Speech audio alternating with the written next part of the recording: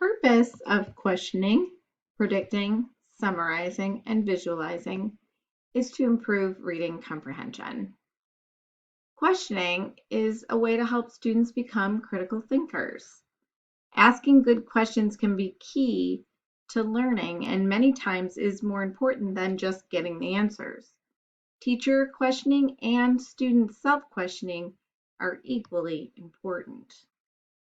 Predicting helps students become active, engaged readers. It helps students to ask questions while they're reading. It encourages them to recall information by rereading, and it provides a way to help them monitor their understanding of what they are reading. Summarizing helps students determine key ideas and important details. Summarizing builds comprehension by enabling students to consolidate that important information. It also allows teachers to determine whether students are understanding what they are reading. So if a student can successfully summarize, then they are comprehending what they are reading.